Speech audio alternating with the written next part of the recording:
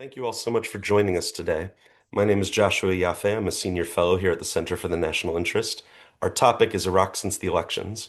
The timing's good because the Supreme Federal Court just certified the election results, and the new parliament is scheduled to convene on December 29. Thus begins the government formation process. It could take a while, it could take up to a year, who knows? We'll see what happens. Even more importantly, I wanted to convene this session in order to showcase some of the incredibly talented Iraqi political analysts who are out there today. I'm now old enough to remember three generations of Iraqi experts, and I feel very strongly the current group out there are by far the most gifted and the most insightful. Their work deserves far more attention in Washington. And I think a great part of that is actually this is the first generation that's been able to live their lives in Iraq. I mean, they've been educated elsewhere, they've gone and studied all over the world, but to be able to have had so much raw experience with so much chaos has really benefited them and their insights. That being said, we have four of these experts from this younger generation. First up is al-Fadl Ahmed. He's an independent consultant based in Najaf. He's a frequent contributor to Al Jazeera. I'd like to turn to him first and ask him, could you kick us off, al-Fadl, and give us some broad remarks to help set the scene for us? Yes, thank you, Josh. I'm going to be short on that on three main remarks. The first one is about Sudani. Officially, Sudani won about 46 seats or 47 seats, but he actually holds power on less than 16 of those. The rest of these seats inside his construction and development coalition went to Fatah al-Fayyad and other U.S. sanctioned figures. I think we should have focus this time not on Sudani, but on the difference that the pro-Iranian and the anti-Western factions gained in this election. In 2025, they won about 80 to 90 seats.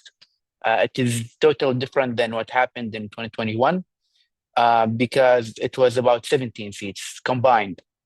So they have the upper hand this time.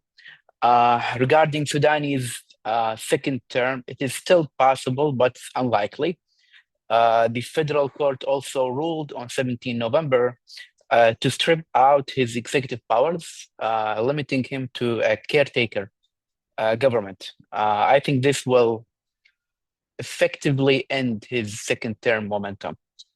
Also, as the seminar put in description about the muhassassa system and the path of reform, I think we are seeing a more solid act of muhassassa this time.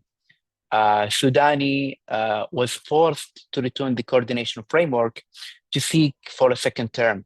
He abandoned his constitutional claim as the winner, as the biggest winner officially, and decided to go with what the coordination framework would say.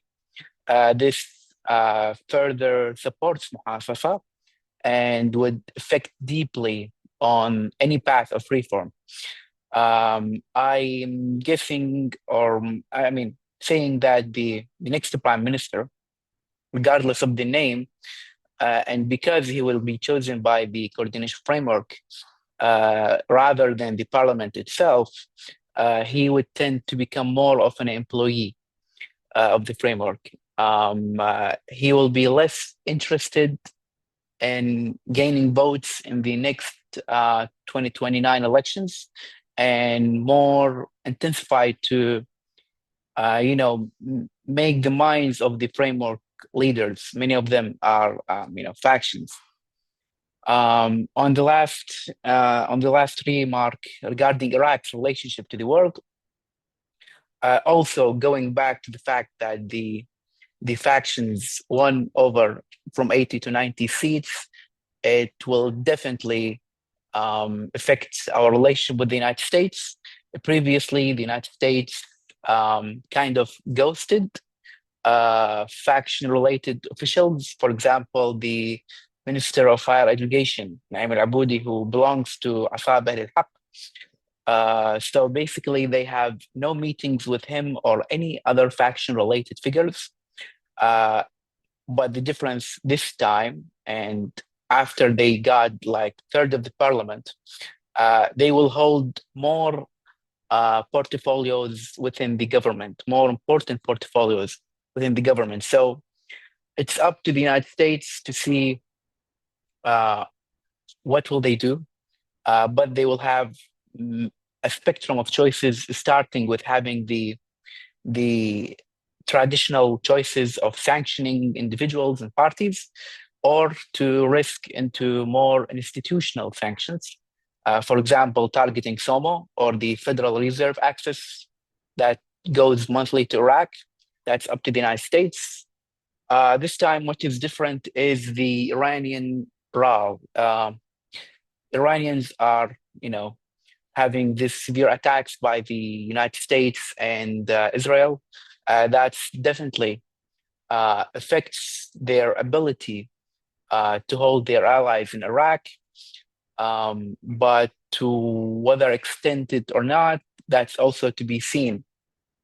However, one last note, if we gonna, describe the conflict in Iraq in general, it's between two sides. The first one wants to have normal relationship with the world, having good relationships not with only Iran but the West, the Gulf countries, the other Arab countries, Turkey, the new situation in Syria, and the other side wants exactly the opposite, wants to have no relationship with the world and no economic or cultural effects vis-a-vis on anyone, and want to have our own lens to the world through Iran's only.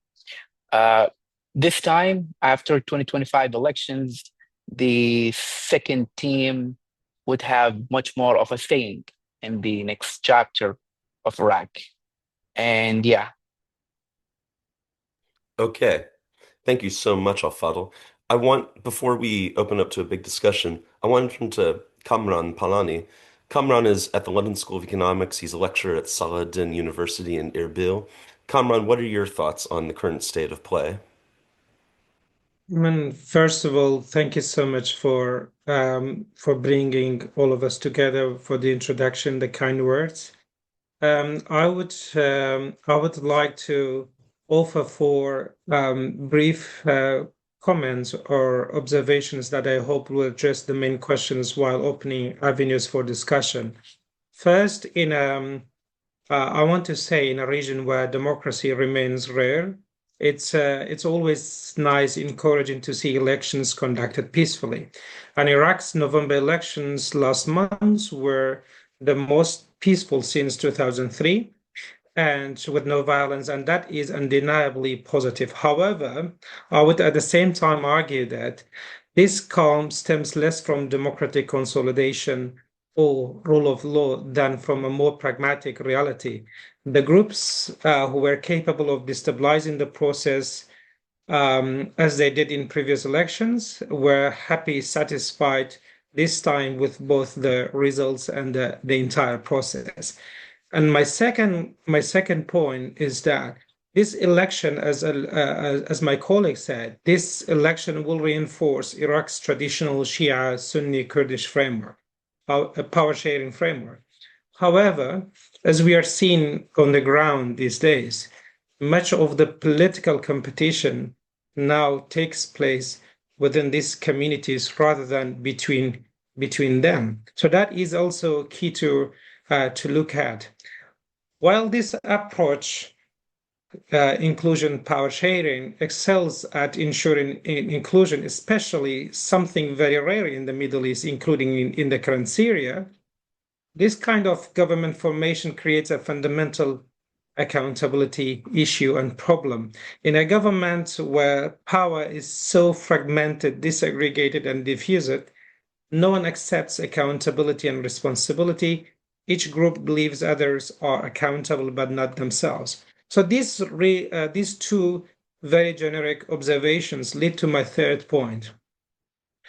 Joshua, the hopes invested in Iraq's younger generations following the Tishreen protests, as some people call the uprising, in 2019 and 2020, have now confronted a harsh reality, a very harsh reality.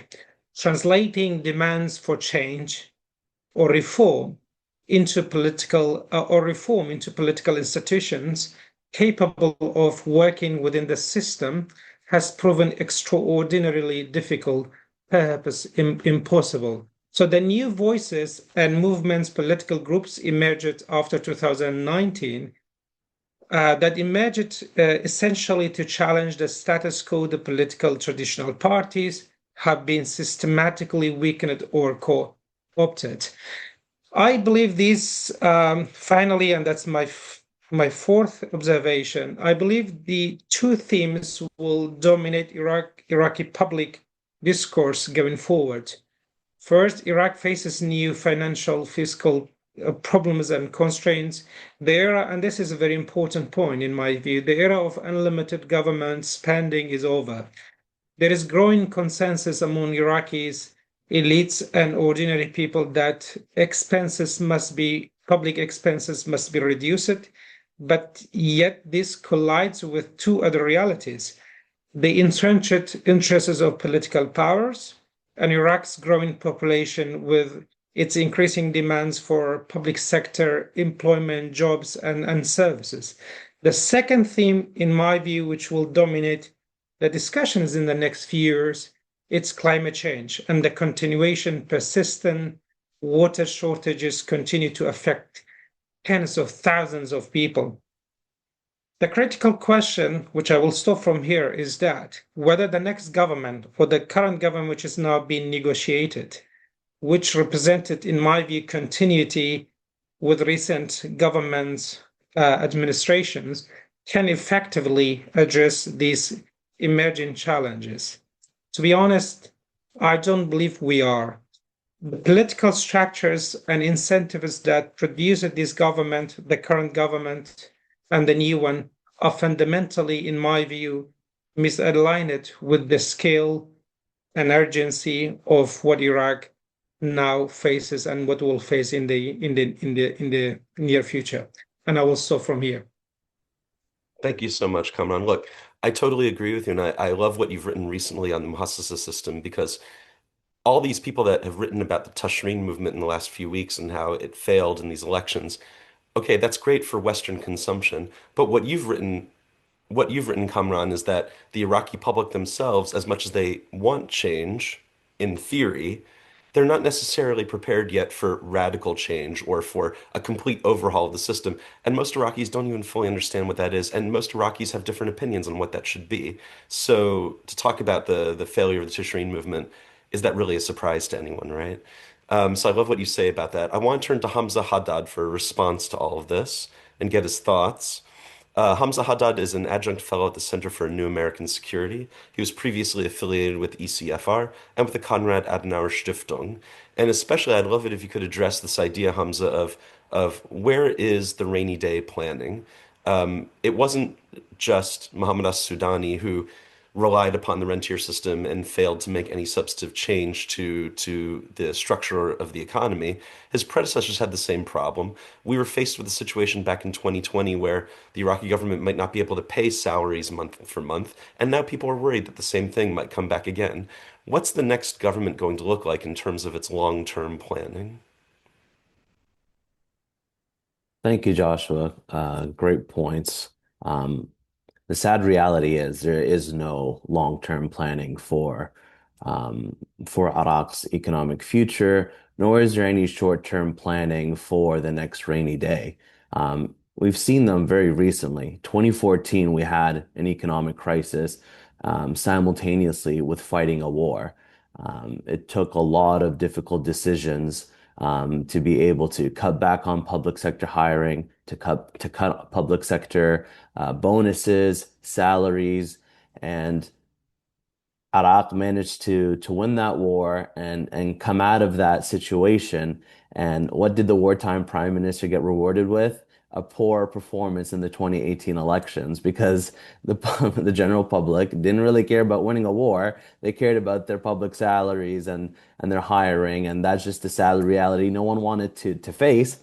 But we faced that shortly after in 2020 when we had the COVID pandemic and another economic crisis. And I was in Baghdad at the time, and I was very close to the team that wrote the economic white paper, and I was as disappointed as anyone else when the moment things started to steady, we went back to our same similar practices, populist rhetoric, and that didn't change with the Sudani government. One of the first things they did was, start removing certain taxes that a public that is not used to paying taxes, start to get used to that. And the moment things are looking well, they pass a 3-year budget and things are going. But once again, it's always kicking the can down the road. We don't want to address those issues.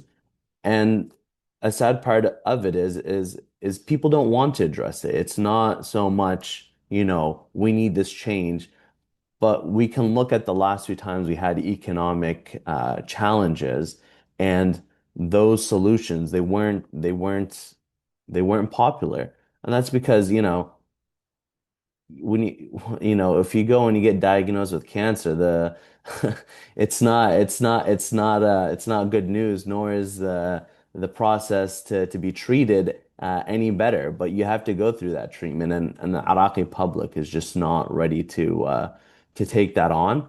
And that's one of the reasons why you don't even see economic policies being debated during elections. Rarely does anyone take it on as election platforms because it's just not popular. The solutions that you need. So you don't want to look like an idiot, but you also want to get elected. And so that's why we just see it absent. And so it's fine where you can just get on here and talk about pro-West and pro-Iran and anti this and anti that. But reality is economic solutions aren't pro-Western or anti-Western. They just and the sad part is probably that's the one thing all Iraqis probably agree on. You get them on any spectrum, and that deep socialist social contract that we have runs through everyone. And we can get into the details of the economics later, but I think that's the reality that I have for that. As for what some of my colleagues said, I think it's absolutely correct with what Kamran said about the deep political issues that we face. It's a lot of it is systemic to the system itself, to the parties that are part of it, the kind of routines that they've entered. I completely agree. Um, as regards to what my colleague Al-Fadl said, I think there needs to be a little more nuance. It's not everything is just, oh, this is anti-Iranian or this is pro-Iranian and that's what he was talking about, the next prime minister is going to be chosen by the coordination framework and not parliament. Well, the coordination framework did win the most seats in the election, so they are part of parliament. They do have the largest bloc being formed. I think we need to be a little fair in what and how we analyze government formation, even if it doesn't align with the politics that we have.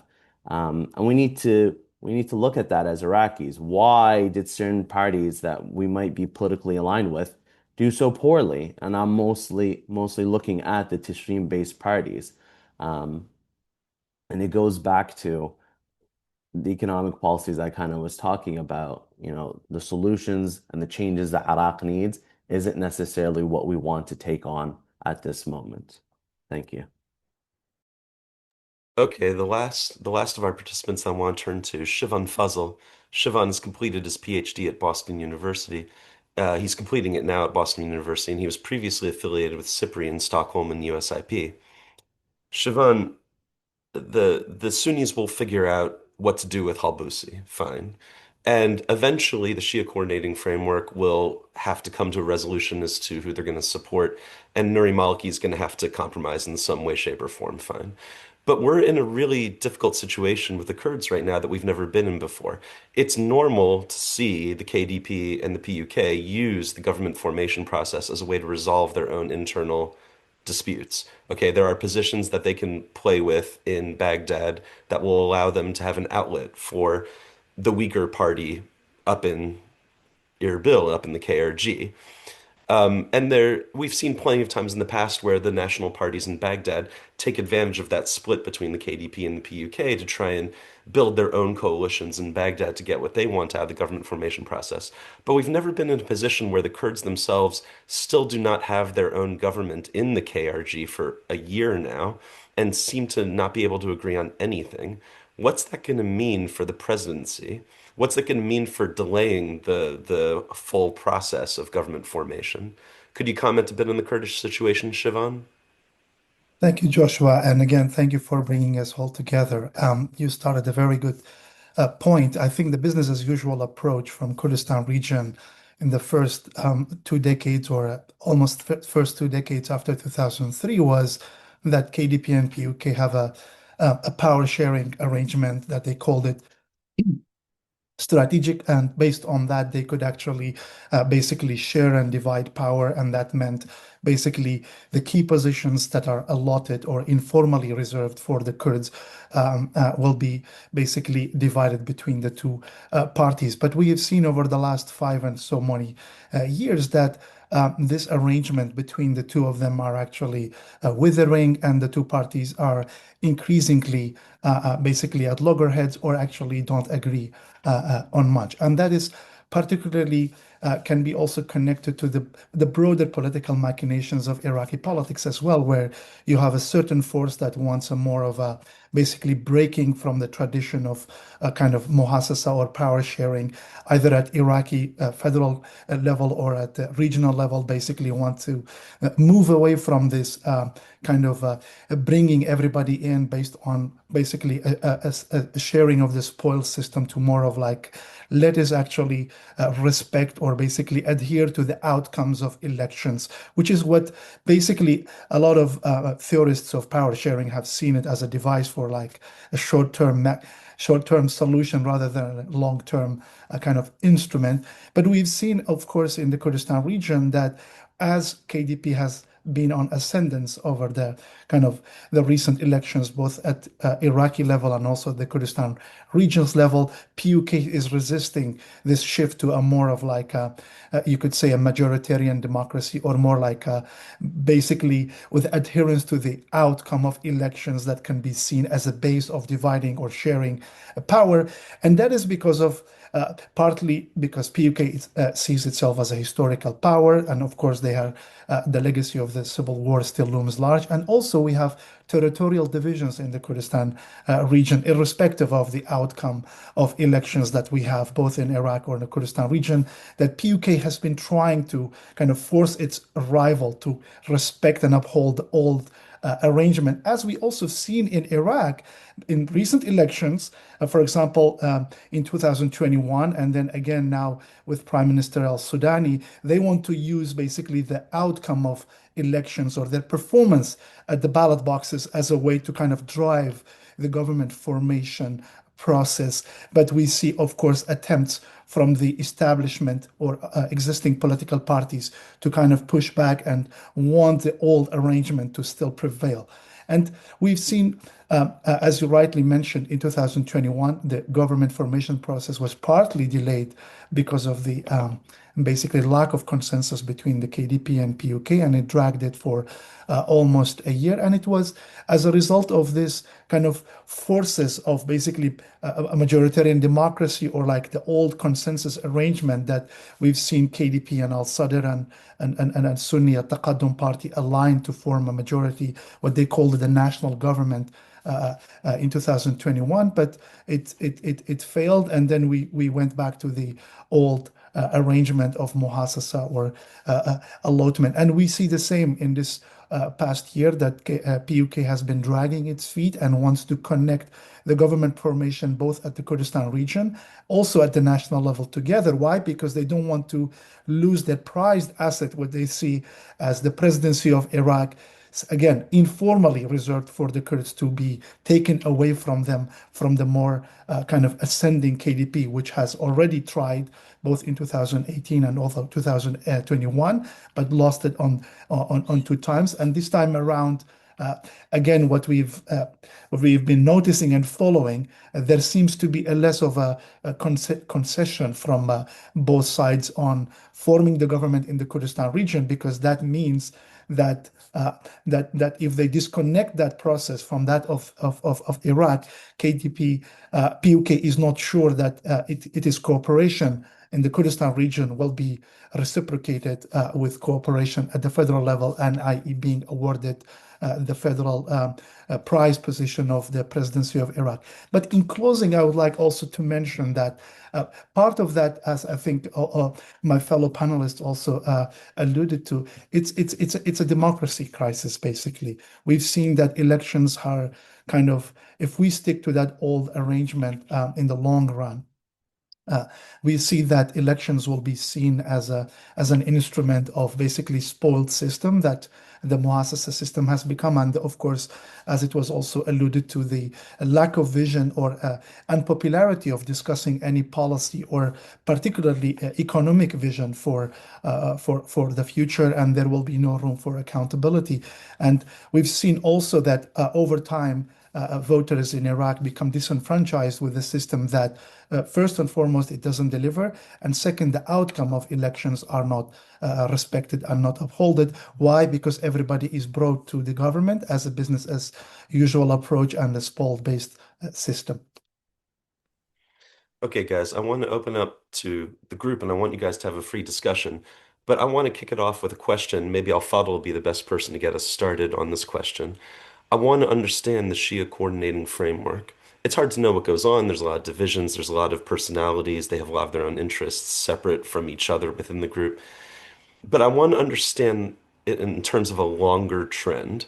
We've seen a few years now of Shia Coordinating Framework engaging with elections. What are the lessons learned that we can draw from their participation in elections?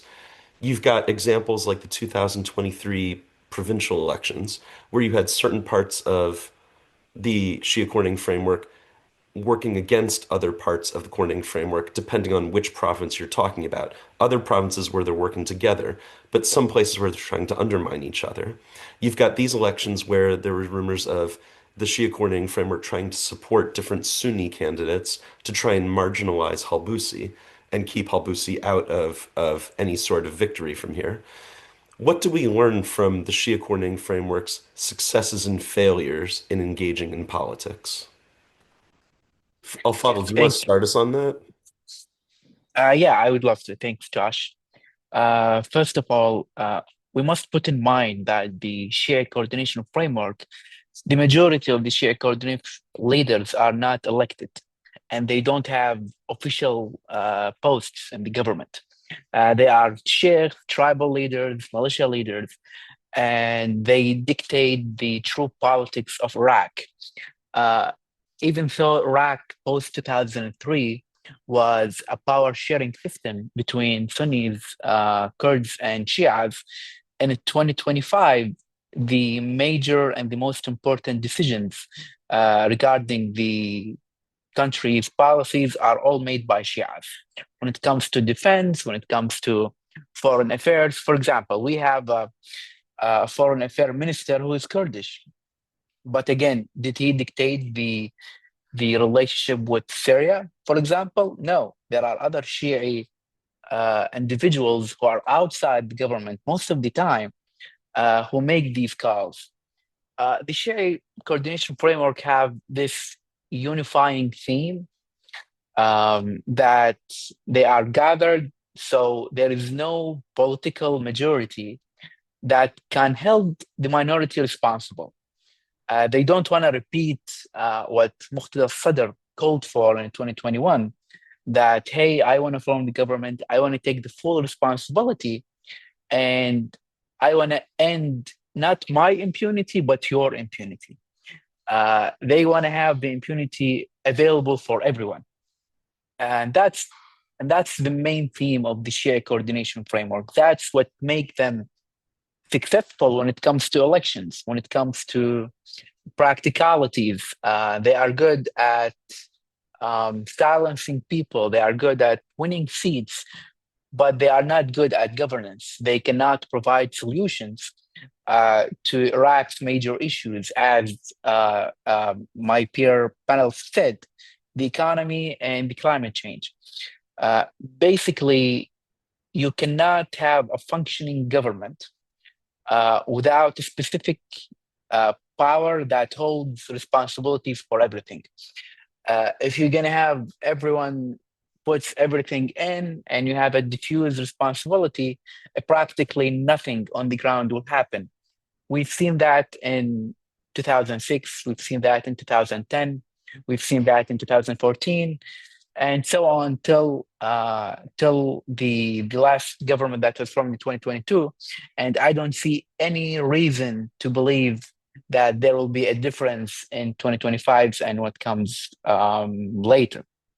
Yeah, and I mean, one last note.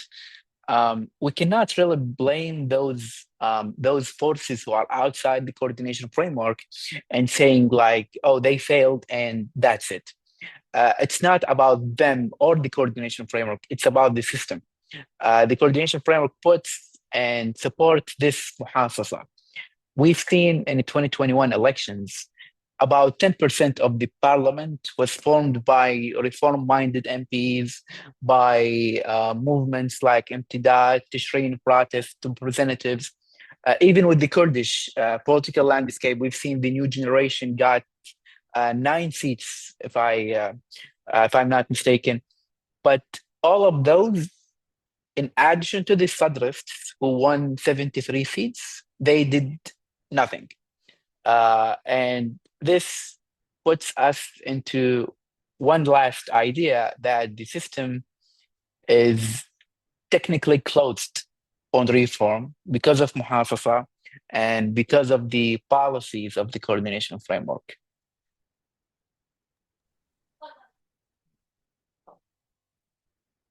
Hey, so I mean, I'll jump in as well and put in some notes. I think you bring a good point when you brought up the provincial elections, because we are here to talk about government formation, and we did have provincial elections in 2023, and they do kind of provide more of an image of Iraq's process developing more so than we like to give it credit. We saw provinces like Basra, Karbala, Wasat, where the governor ran their own list, and because of they had that popular domestic, they had a lot of popularity domestically. They were able to win by running alone and forming provincial governments, and holding on to their governorship. So I think that's where you started to see some of that intra rivalry. And that's because it makes sense at the time. Provincially, you don't have other factions going at it. In these provinces that I mentioned, of course, others in disputed territories, that's a different situation. But it does show you that there's a lot more nuance to the debate. Now on the national politics, I think we need to differentiate again reality and what we want. In 2021, we might have wanted a majoritarian government form, but like Al-Fadl said, Sadr only won 73 seats. So he might have wanted it. He could kicking and screaming, but 73 seats is still not 156. Nur Well, al-Maliki he won managed. 92. He managed. He Yeah, managed to but get the 50% majority with the Sunnis and the Kurdish, but eventually it didn't happen. well, 2 points to that. If you manage with a Sunni and Kurd, then how different is that from the others? If we're sitting here criticizing consociationalism and Sunni Shia Kurds, well, that doesn't look any different to me than the others. That's one. And number two is it was in the Constitution pushed by the Kurdish parties of having 2/3 to vote for the presidency to ensure to protect minority rights, to not have tyranny of the majority. So it's a little confusing. Are we going to sit here and criticize protecting minority rights, or are we going to talk about a certain group wanting to take it? Like, which one is it? If the Sadr wants to take it and the other parties in the Shi'a Coordination Framework want to take it, they're both trying to do the same thing. If one's trying to take sideline the other by forming a majoritarian system, well, that's Yep. what the others did. Let's be honest here. Let's talk facts, and then we can talk about what we want politically. Yep. I think those are two different things. Hamza, can I make two quick points here? Um, um, for me, since we're talking about post-election government formation process, for me, I mean, I'm looking at it from analytical, conceptual point of view. To understand the nature of power sharing, how it functions on the ground in Iraq, I mean, there are two quick points. First of all, it's informal, so it's not in the constitution. However, I mean, for me, during the government formation crisis of 2021, 2022, so there was a Supreme Court decision that the election of president requires 2/3 of votes and seats. For me, this indirectly institutionalizes kind of power sharing arrangement in Iraq, though it's not in the constitution, but in practice, you need a kind of political arrangement that includes key Sunni, key Kurds, and the majority of the Shia powers.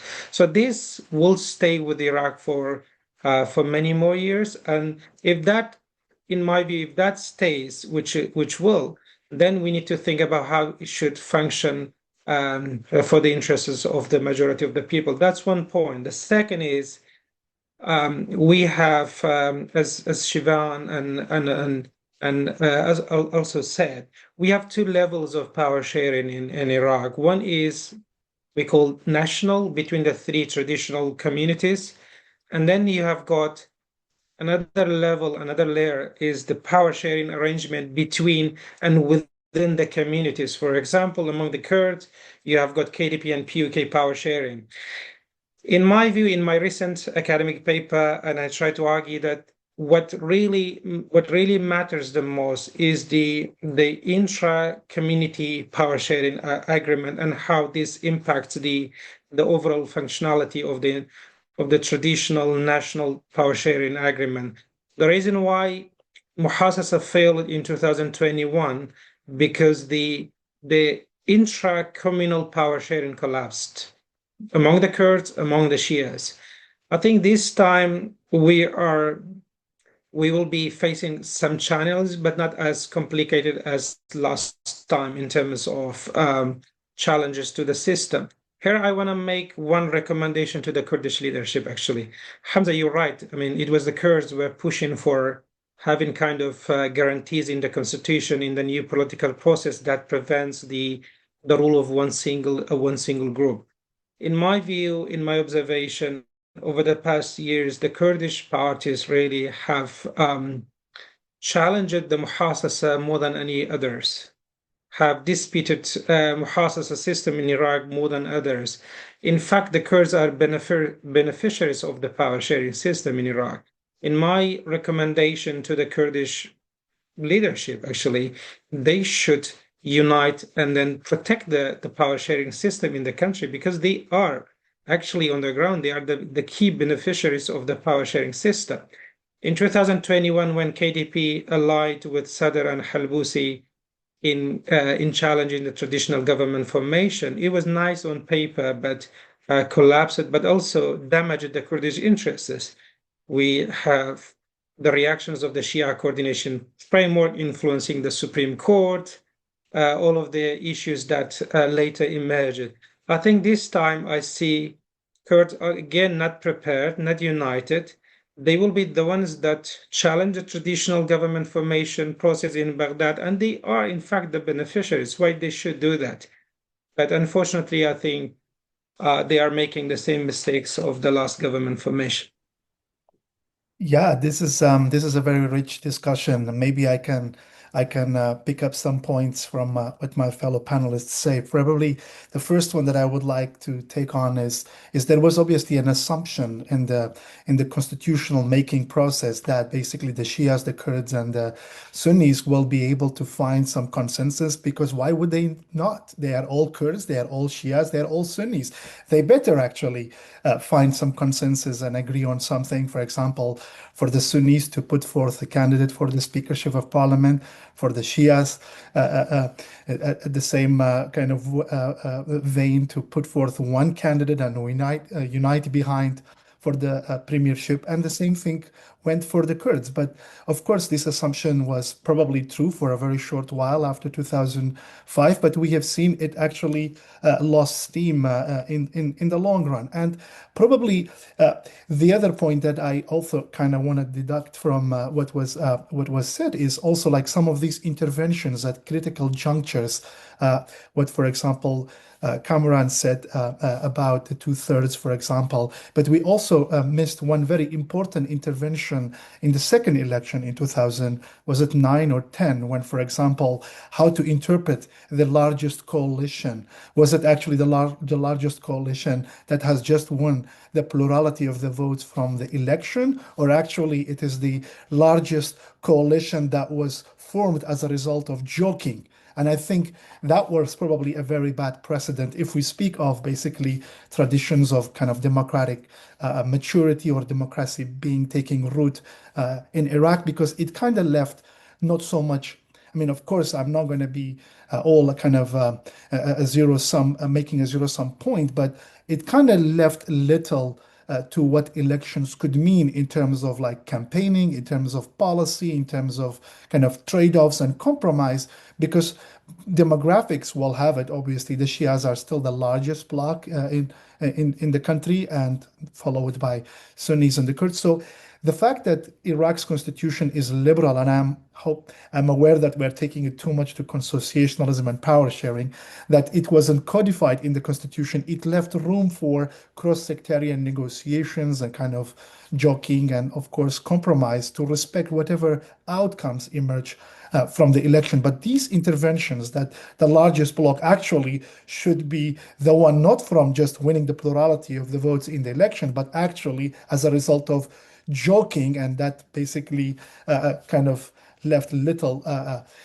to basically room for compromise among the different ethno-sectarian communities. And probably the second intervention, I'm not saying this was necessarily bad, that the two-thirds was necessary to have quorum in order to have the election of the president take. That kind of actually protects the, I guess, tyranny of majority or from one community going over. But particularly, it also says something about the nature of Iraqi politics, that basically everybody feels that if they are not included, or in other terms, if they are excluded from the formation of the government, that means that others are out to get them. So this kind of feeling of basically a zero-sum approach to politics is also not healthy. I think in hindsight, the best thing that could have happened for Iraq's democratic trajectory after 2021, even if, say, al-Sadr had kind of a large mandate, but again, short of being able to form a government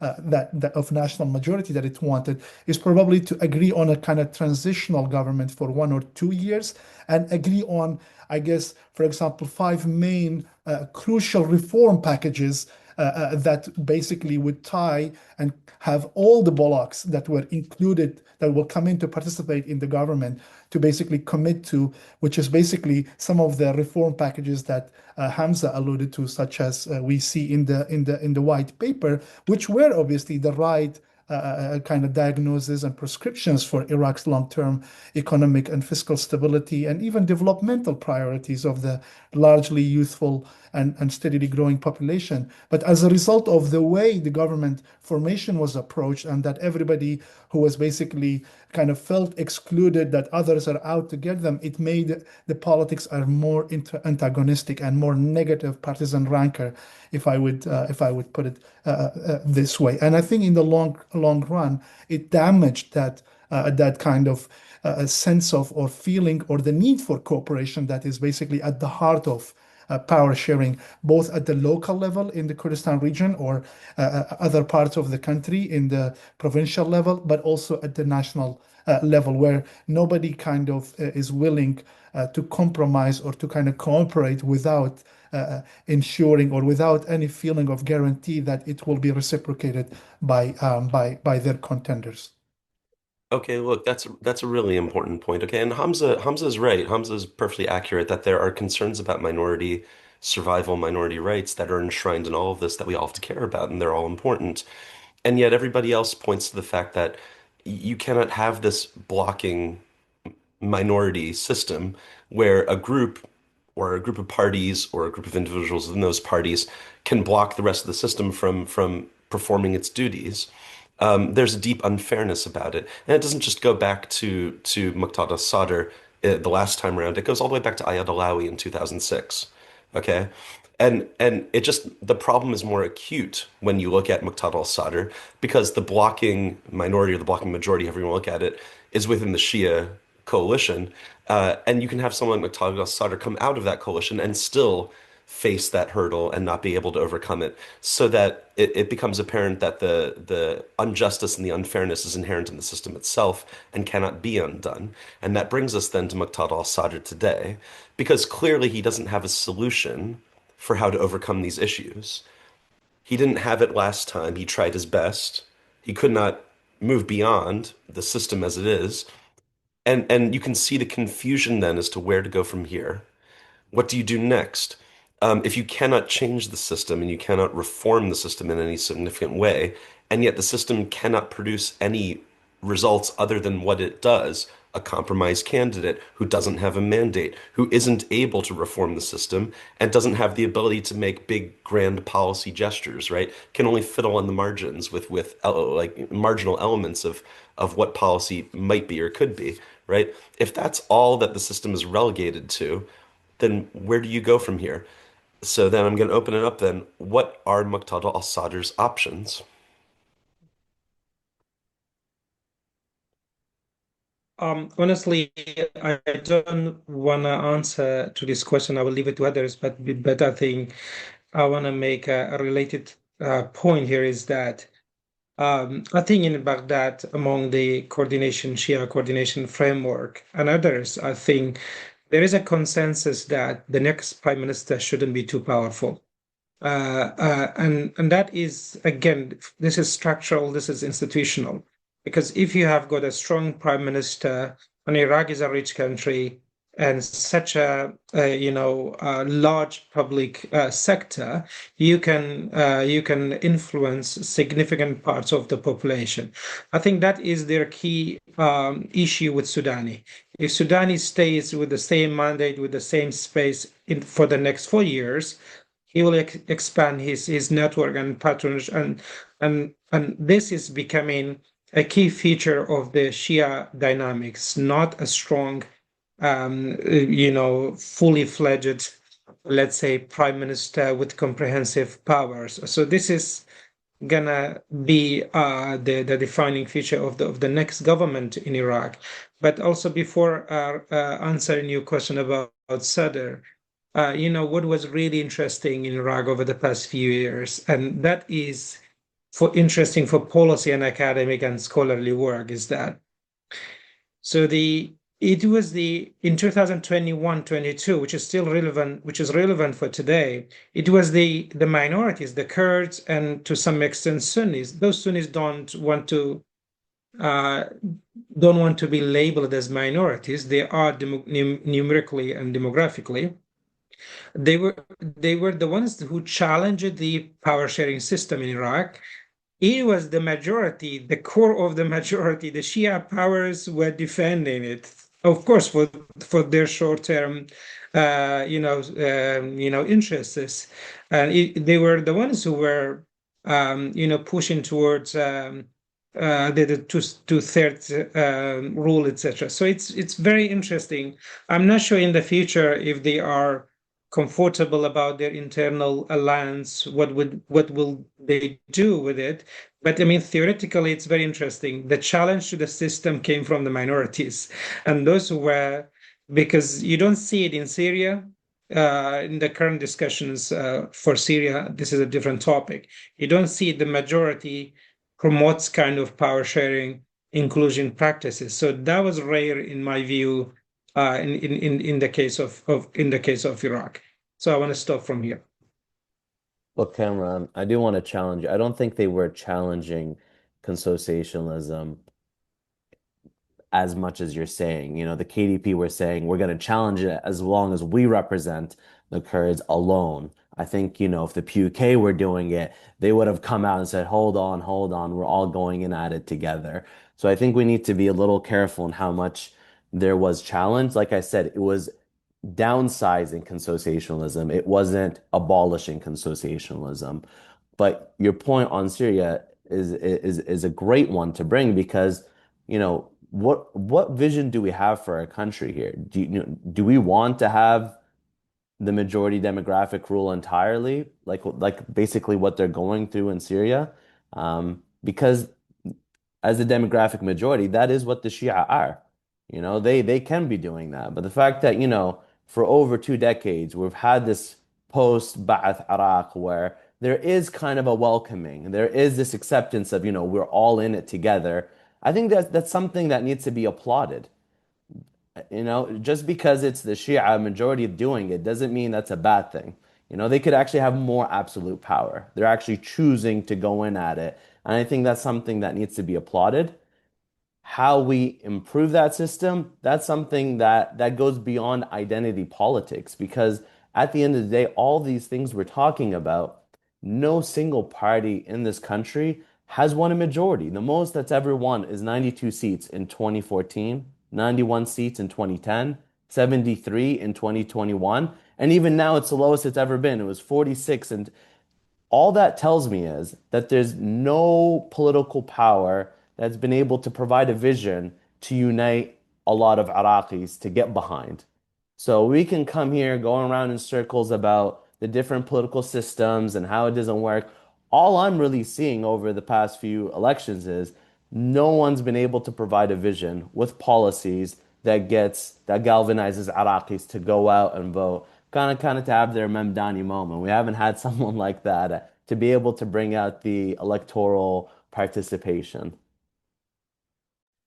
Yes, thanks, Hamza, but you are missing the point that Iraq is not constitutionally a power sharing system. In the moment of 2010, when Ayad Alawi was abandoned his right, he didn't expect that the biggest bloc will be redefined after elections. This is the most important point here. And it also happened in 2021 with Muqtada al-Sadr. No one really established the fact that you need to have the two-thirds in order to elect a president. It's just like, I mean, Iraq is not like Lebanon. It's not written in the constitution what muhassassa is. When the constitution says the biggest bloc, no one really have a definition for that. Changing the definition after the elections is just like changing the game rules after having a goal. This is a completely different discussion on that. However, But if I can cut, uh, can I make a point? So even if yeah, Ayad Alawi formed a government in 2010 with his 91 seats, what would Parliament have looked like for the next 4 years? Because by Maliki would have just created that larger block, and we would have had the most debilitated Parliament for the next four yes, years, where nothing is the formed. So I'm with you. I agree that rules are being changed, being adapted, but that's what democratization is. We are a nascent democracy. I Things mean, are you can developing, but look at the numbers. That's why I said we haven't had someone come to win enough seats to really make a difference. So even if Muqtada formed a government with his 73, he would have faced even more issues. If he struggled to form a government, then what would that government have been able to do legislatively? Yeah, I mean, these are fair points, but if you want to challenge Ayad Alawi or if you want to challenge Muqtada Sadr, you should do it within the parliament, not trying to mandate the rules and withdraw their winning and to lose. No, I mean, this is undemocratic. If you want to challenge those guys, I mean, yeah, go ahead, give them their chance, their opportunity, their constitutional right to form the government, and let's fight them in the parliament. That would be perfect. That would be democratic. Again, in 2025, according to the Iraqi government, 65% of the population are youth, are people from 13 to 36 years old. These generations didn't really witness what it's like to have this conflict between the Arabs and the Kurds, or the Sunnis and the Shias, as happens in the 1970s or the 1980s. We must acknowledge that the current muhassassa system standing now came from the fears of those people, of those communities who lived pre-Saddam era and are afraid of each other. Now we don't have this fear. People in Nineveh and Najaf and Mosul and Sulaimania and Duhok, they have the same demands. They started to realize this simple question. We have an $120 billion budget, but the services and the security and the job levels are, I mean, no equal to other countries neighboring Iraq and have less resources. So these demands, these life demands, gonna redefine what it means to be in the minority and what it means to be in the majority when it comes to politics. When it comes to the normal democratic system, being in a majority doesn't mean I am a Shia. I mean, I'm a Shia and I live in Najaf. But if the liberals lost the elections, I will be in the minority. That is the democratic way of having things done in Iraq. But describing me as a majority and describing Kurds as a minority, something I cannot change, a Kurdish man or Kurdish woman in Erbil cannot change. That is just unfair. What is happening now, I guess, is the answer for Joshua's question, but it's going to need time. These demands, these mutual demands between all Iraqis, gonna reach out to a point where they realize they need to redefine what the majority really means, and that doesn't necessarily hold the same political parties that we are having in power today. Yeah, but Al-Fadl, one thing I have to say is just because Iraqis across the country have the same demands does not mean they're going to vote the same way. And that's where I'm going back to getting at to. We have yet to get a political leader or a political movement that can convince Iraqis, whether you're Kurdish, Sunni, or Shia, or other denominations, to come out and vote for them. And so until we get to that point, we're going to continue in this situation. So we need to be a little more fair in how we address what's majority and what's minority. And I agree with you. I wish we were able to re-empower Parliament, to be able to take the politics back into the legislative branch where things can be debated publicly. But unfortunately, we remain a fragmented state. I mean, thanks for acknowledging that. You earlier said that the coordination framework holds the majority in parliament, but you said that the parliament is not ineffective. And this is my point about the muhassassa sharing system. Well, it's different. They are in parliament. I didn't say they're not. That's what you said. Does parliament need to be re-empowered? We're both in agreement on that one. Can I take on some of the points that was? I think Hamza raised some very important counterfactual, which was and also to connect it to your question, Joshua, what would have the government liked if Muqtada al-Sadr got his way in 2021 of a government of national majority?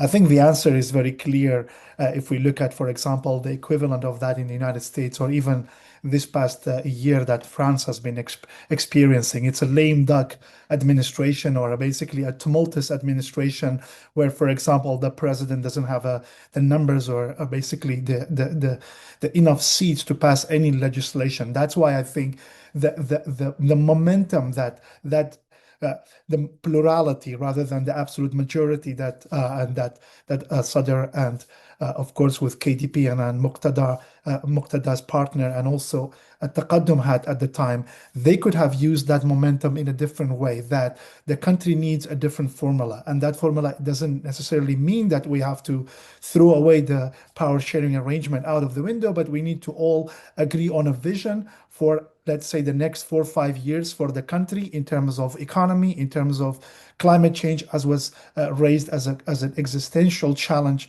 that Cameron mentioned. And of course, we see that almost every week the stories coming out from Iraq, what it does to the rural communities, and particularly in the south of the country, and also particularly for Iraq's food security. And also, of course, the other point that was mentioned, I think, by Al-Fadl, what does that also mean for Iraq's trajectory and outlook for international kind of politics and its relations vis-a-vis not only with its neighbors, but also to the international community. And I think that momentum was lost as a result of this kind of tug of war for like short-term gain rather than translating that plurality or that momentum for a long-term objective. For example, we've seen over the last 2 years, Iraq, I mean, first of all, miraculously being able to isolate or kind of being able to sit out of that most recent bout of Middle East conflict.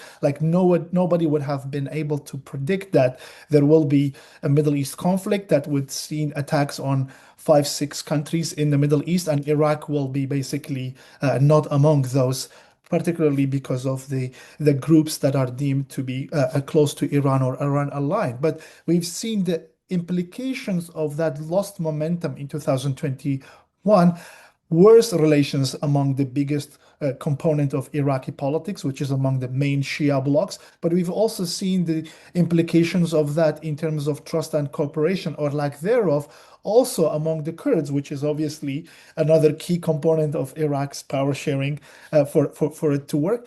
And we've seen also Iraq over the last 2 years taking steps to isolate itself from international, basically community. We've seen, for example, most recently, UNAMI's mission being ended, and other measures where basically the changing role of the international community and its ability to provide the kind of technical help that Iraq needs for whether it's climate change or whether it's to basically reform its economy. I remember also at the time when the white paper was put forth, I think the G7 had formed the Iraq Economic Contact Group that was willing to provide this sort of technical support, but also maybe, I suppose, I'm not sure if that's a fact, but even the kind of maybe loans or kind of instruments that Iraq would need to reform its community of its economy for the long-term prosperity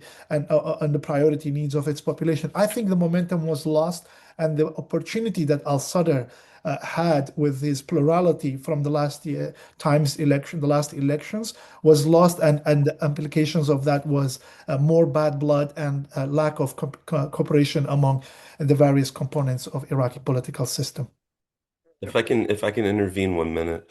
So look, going back to what Hamza is saying about these are the realities and we have to live with the realities, and we can all hope that there are some sort of cross sectarian issues that people can rally around that will actually matter in terms of reforming the future. Okay, I want to come back to that because there are two issues that eventually the Iraqi public is going to have to come face to face with. One's the energy transition. Nobody in the energy field seriously disagrees with the idea that we are going to see an energy transition. The price of oil is going to plateau. It's going to eventually decline, and it's never going to get back to where it is the way we see it now. And that horizon for that happening is sometime by 2030-ish. Okay? So it's coming up a lot sooner than people realize. And the second reality that people are going to have to come to terms with in Iraq is artificial intelligence and the new technology and the amount of capital that you have to lay out in order to build an industry for the future that will employ people in the new economy that the global world is going to experience, right? That level of investment, that level of education, you have to do that now if you're going to have that 5 years from now, right? So that investment in human capital and technology has to take place now in order to prepare for what the reality is going to be 5 years from now. So what's going to happen if we're stuck in this political cycle and these realities come and hit us down the road, the energy transition and the AI future? Where is Iraq then? And what happens to politics? Yeah. Yeah. I mean, just to add to these problems, maybe it's not a problem, honestly. Iraq is one of the most youthful country in the Middle East. And I think 60, we don't have exact statistics from the recent census, but around 60% of the entire population of 45 to 46 million are younger than 20 years old. So it's a very youth-dominated society, meaning that these issues will be very impactful in Iraq. But I want to give you, Joshua, so in Iraq, we mentioned the two-thirds rule in terms of impact on the government formation, but in terms of elections, according or based on the current electoral law, actually, in each province there is a certain number of seats. So in practice, the idea of identity politics or political parties with identity background will again stay with us for many more years. You always have like 40 to 50 members from the Kurdistan region, 60 to 70 from the Sunni majority areas, and then the rest from the Shia majority areas. So the idea of identity politics is not gonna go away, even if al-Fadl said, and that's true actually, the demands are the same, the demands for electricity, the demands for jobs are the same, but the political reality will produce identity politics for many more years. And this is something we have to say it. But also for me, the question is how can we make sure that this will function for the interests of the majority of the population? We shouldn't deny them. And Joshua, for Iraq to be able to face these issues, whether it's energy transition, climate change, shortage of water, the youth demands, artificial intelligence, you need to have kind of government that has a mandate of policy reform, etc. And unfortunately, I don't want to say that this is only the issue of the Iraqi government. This is the issue of the Kurdistan government. This is the issue of the local governments as well. I don't think the current political structure allows Iraq to be in a shape that can respond to these global and regional and local issues. And that is not to criticize a specific body, whether it's the coordination framework, whether it's the KDP, PUK, etc.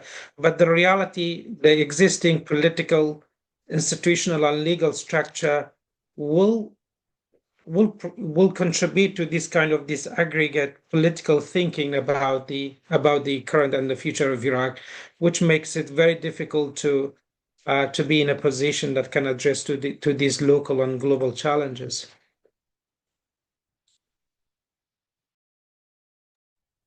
I was going to say a few things actually. I think the dynamics that we have had since the last few years is more of like the Spider-Man meme, like basically all the three components pointing their fingers at each other rather than actually to themselves, and actually coming up with a political vision together and also within each component for the country's future, and the many actually existential challenges, as you mentioned, for example, from the impacts of climate change, but also plummeting oil prices, which is as a result of both being connected to climate change, but also the need for energy transition moving forward. And perhaps Iraq's best hope, which lies in its youthful population, is also it is major without being apocalyptic, but major form or source of its instability if the government or if the state cannot provide or meet the demands of its youthful population. I think in the long run, for the future of Iraqi and perhaps also Kurdish politics, we will see more of a hardening of identity politics rather than a transition away from that political system, because we haven't moved to a system of a kind of institutions being kind of strong enough, and also political rights, and at the same time social safety nets being in place where everybody would feel, even if it's kind of say patron or benefactor of a Kurdish or Sunni or Shia party is not in power, or by in power being in the government, they would still be able to get the minimum or basically what they need to have what Iraqis like to call it a dignified life, or a Aish al-Karim.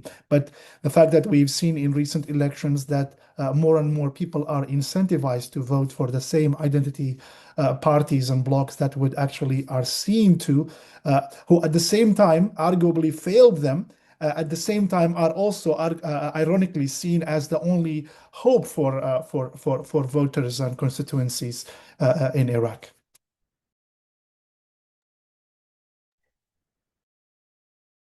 Okay.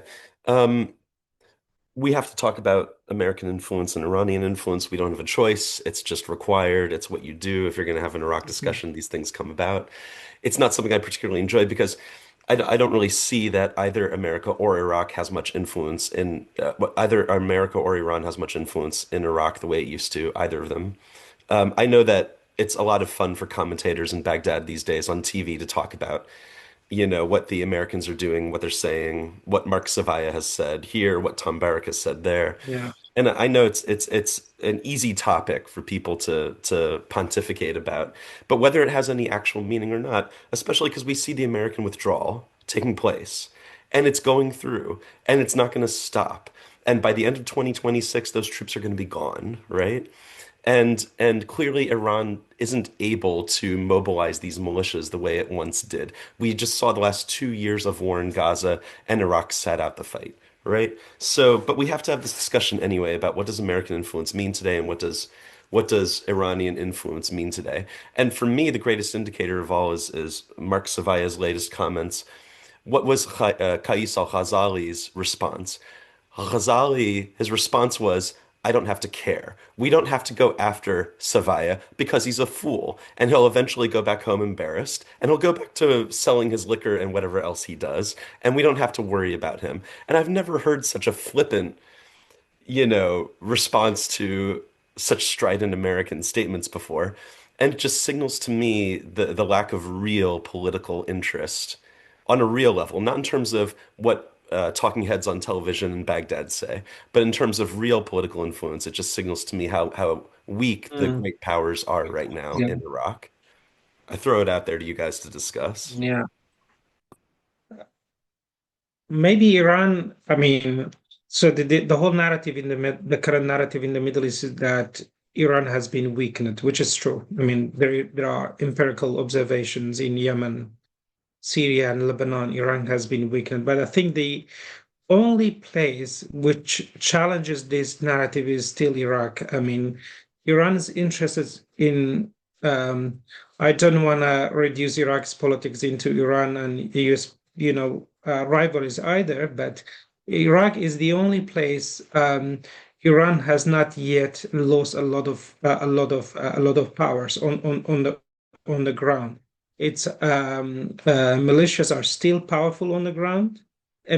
People try to reduce the discussion only around the government formation process, which groups included, which groups not included. But on the ground, the realities are much more complicated. I have been doing field work in places like Nineveh Plains, Makhmur, Kirkuk, and others.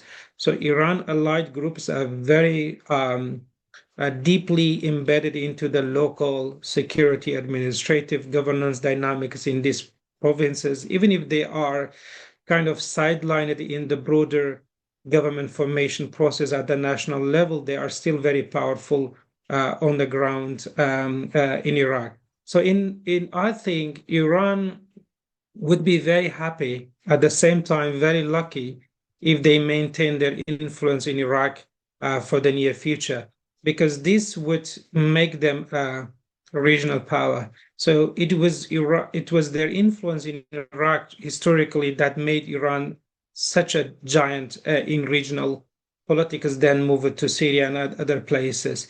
So I think Iran is happy with the current situation in Iraq. They would be fine if there is a government formation, like in terms of rhetoric, is not pro-Iran, whatever is pro, but the dynamics on the ground are still in Iran's favor. I like to actually contribute to that, what Cameron has just mentioned. I would say probably this is a reflection of two main, I would say, maybe patterns. First of all, as we were just about to a kickstart of this discussion, when you mentioned there isn't much talking about Iraq in DC, I mean, in the DC think tank circles, and it's, I think, clear that especially for this incumbent administration, that Iraq is receding from the priority or from the agenda. Probably the appointment of the special envoy Mark Savaya was seen as maybe finally the administration, maybe in the second term, in the second year of the second term of President Trump, would pay some attention to Iraq. But we've seen actually this is a wishful thinking. We don't see any indication of that yet. If Iraq was indeed of a priority for the incumbent administration, it would have had the easiest way would have basically for the US government to appoint an ambassador for Iraq, which is like the way of conducting diplomacy with an important ally and a security partner, so to speak. But I don't see that from coming back. And probably Iraqi politicians, particularly the leaders that you've mentioned, are also very aware of that. They are, I think, grown savvy enough to be able to understand that maybe there isn't much significance that they could attach to continued US presence or US engagement with Iraq at the same time. But I think among the various Iraqi components or blocks that we have been discussing, the one group that is very anxious about the receding of Iraq's kind of presence on US agenda, or in fact, in other words as well, the withdrawal of US troops and its engagement with Iraq, is the Kurdish blocs, and particularly the Kurdistan Democratic Party, because what the Kurds have achieved over the last 2-3 decades, all the way going back from the Gulf War and particularly after the Iraq War, was with a strong lobby and kind of groups and influences that the Kurds have built for themselves over the years, particularly in DC and to some extent in other Western capitals like London. But for them, actually, this is a moment of real kind of anxiety or angst moment, because for them, the presence of US and continued US engagement is the kind of guarantees, the sort of guarantees that the Kurds were hoping to get or sought after 2003 and were able to get with kind of continued US presence for the first decade after 2003. So in other words, you can also argue that they are very anxious that the receding of Iraq on the priority of US government and the US engagement declining with Iraq can be also seen as loss of leverage or the mediating power that US can have, particularly in issues that need still to be ironed between the federal government in Baghdad and the Kurdistan regional government. That, for example, this was a center of the campaign for the Kurdistan Democratic Party, that the consociational arrangement is still incomplete. We need to, for example, form the second chamber. We need to have the constitutional court, because we've seen over the last 2-3 years a host of measures being passed in the Federal Supreme Court of Iraq that are seen and perceived as actually concerted attempts of shrinking Kurdish autonomy in Iraq. And US, whether we like it or not,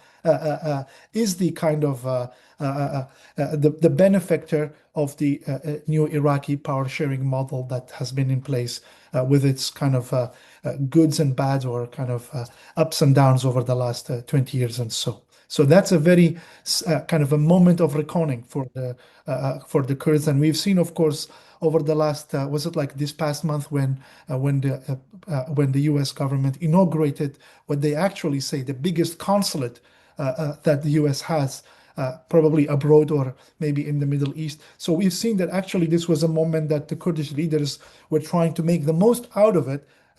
But of course, as the Prime Minister of Kurdistan mentioned, that this is actually an unshakable mountain. Well, as a metaphor, as far as metaphors go, that can be true. But at the same time, it would only be true if actually the US government has programs and ambitious agenda and has, I don't know, the kind of staffing and kind of vision for not only Iraq, but the broader Middle East that wants to actually kind of fit the bill, so to speak. Okay, gentlemen, we only have about 10 minutes left. I don't see any questions from our participants who are with us online. Maybe we could just go to the remaining speakers. We'll do it in reverse order. So we'll do Hamza, then Kamran, then and then Al-Fadl. And just for any concluding remarks, any final thoughts that you have, starting with Hamza. Yeah, it's been a wonderful discussion with my panelists. Thanks, Joshua, for bringing us all together to speak. Finding concluding remarks, I think Iraq is maturing, not just democratically, but also, handling its foreign policy. I think it's positive that we're seeing less influence, both from the United States and from Iran. While I agree with Kamra, I think, because Iran has built that relationship with Iraq so early on, that it's able to maintain the upper hand despite its weakness regionally, puts the onus more on Iraqi politicians to take advantage of this and shift the balance in that relationship. And I say shift the balance because, the longest border, they're our largest neighbor, they're always going to be there. So there's always going to be a relationship. It's having to shift it back more and to benefit Iraq and to give its sovereignty. With regards to the United States, I think, it's like you said, the Iraqi politicians don't really see the special envoy as something as powerful because, you know, it is a political novice, someone without a political history. They're not going in with the same sway as someone like a former special envoy like Brett McGurk did. When he comes in, he's bringing in people will listen to him, they'll talk to him. I think Mark faces the challenges of having to prove himself.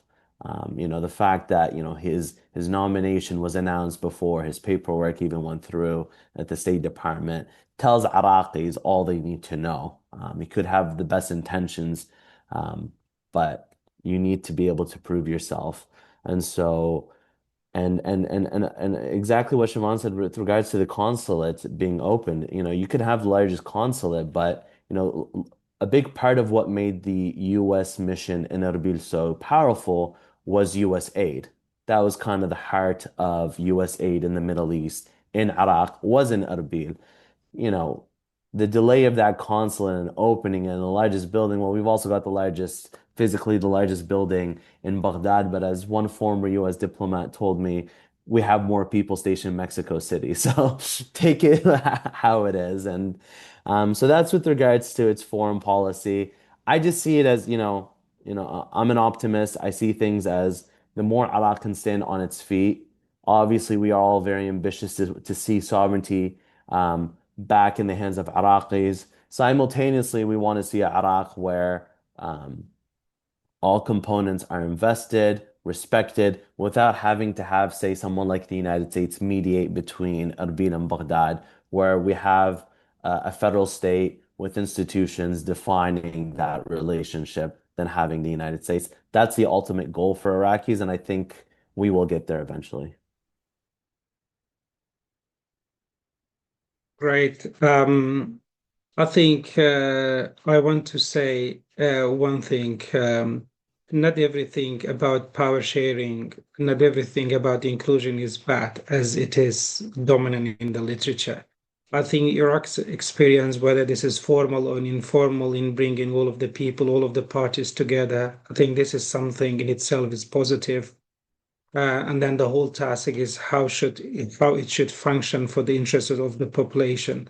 So I think I get very upset when I hear from people from Syria the new authorities in Syria, that we don't repeat Iraq's experience of power sharing. And for me, that is, in theory and in practice, Iraq has no other, I mean, institutionally, culturally, politically, demographically, no other choice than having a kind of power sharing agreement. But then the whole question, how this is for the interest of the people, not only few elites. I think this is where we can disagree with each other. And then my final recommendation, and that is for the Kurdish leadership actually, but also for the leadership in Baghdad. So the current leaders in Baghdad, in Erbil, don't know really Baghdad the way the older generations knew Baghdad before. Joshua, in terms of language, we have an issue in Erbil. We don't know who to send to Baghdad because there are not many people who speak Arabic. Even for the post of president, you shortlist people not based on their qualification, power position, but whether they speak Arabic or not. So Erbil needs to invest more in understanding Baghdad in terms of culture, society, the new, just a kind of civil society stakeholder mapping of the new powers, who is powerful in Baghdad, who is not, who are there, etc. But also Baghdad needs to do their homework. I was born in a disputed town called Makhmur. So when I hear from a politician in Baghdad, there is no Arabization history, Basification history, whatever in this, I get very personally very emotional. So Baghdad also needs to understand a lot of issues of Kurdistan are part of history, part of identity, what happened to them in the past. So at the moment, there isn't just kind of political tension, there is a cultural gap. People don't talk to each other the way they should be. I think the way forward in Iraq is dialogue and inclusion, and power sharing in all forms will stay with Iraq, and we need more cultural exchanges and communication, and language is very central. Okay. If we can hold on, Al-Fadl, can you hold on 1 second? Shivam just wanted to make one quick comment, and then Al-Fadl, you can close out the whole thing for us. Actually, thank you very much for the opportunity. Two very, very short points. For example, the last few days, it was actually the National Flag Day in the Kurdistan region. And as you probably know, both Kurdistan flag as well as Kurdish language are constitutionally recognized. So we see obviously Iraqi flag being Iraqi banner flying in all government institutions and public offices and schools in the Kurdistan region, along with actually a Kurdistan flag. And you would not see any photo of Kurdish leaders engaging in public diplomacy or office without the Iraqi banner behind them. But it was a bit of a reckoning to see actually a lot of folks and it was just basically a journalist interviewing folks in Baghdad and elsewhere, that people were a bit of taken aback by showing the Kurdistan flag, and they were some obviously had a different perspective, but it was a testament to what Cameron mentioned, the need for more people-to-people interaction rather than at a daily level. Because to be honest, we don't see that even with all the tensions and problems we mentioned, we don't see actually any red lines among Iraqi Kurdish, Shia, and Sunni leaders in their engagement and in their kind of public face diplomacy. So that needs to basically a deepening of cultural and educational opportunities among the different communities, and particularly with regards to basically ethno-religious minorities that I have mentioned in my previous work. And that particularly is true for the disputed territories that Cameron was alluding to. And the second point, by way of a recommendation, recently I was watching The Death by Lightning, which is basically a biopic of President Garfield, who was basically making a bold attempt to switch or kind of to kind of reform what U.S. government's public system was, I guess, at his time, a spoils-based system, which is actually the parallels could not have been more uncanny with Iraq, including Kurdistan region's public system, that it needs to change from a spoils-based system of handing out jobs, handing out allotment, to one that he was trying to do, and which I think Iraq dearly needs, is a merit-based approach for appointment in the public bureaucracy and making jobs in the public civil service for its youthful population. And that is, I think, an advice that as much as it sounds unpopular, it is something that Iraq direly needs moving forward. Okay, Al-Fadl, can you close us out? Finish it up. Yes, thank you, Joshua. Let me get back into 2022 government formation moment. Both the United States and Iran supported Mustafa al-Kadhimi and Barham Saleh for a second term, but that did not happen. For Mustafa, mainly because the Shia factions didn't approve it, and for Barham, as far as I remember, it was the veto of Masoud Barzani. So it's a defining moment.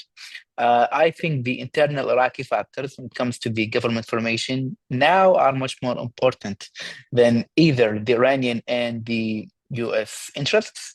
However, the Iraqi political class tend to depend on Iran for one very obvious reason.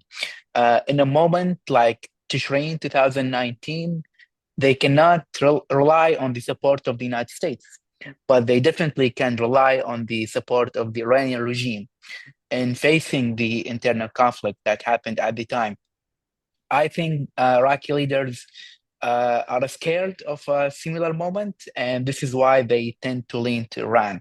When it comes to the United States, I mean, appointing Mark Savaya, as Hamza said, he is in a challenge to earn respect.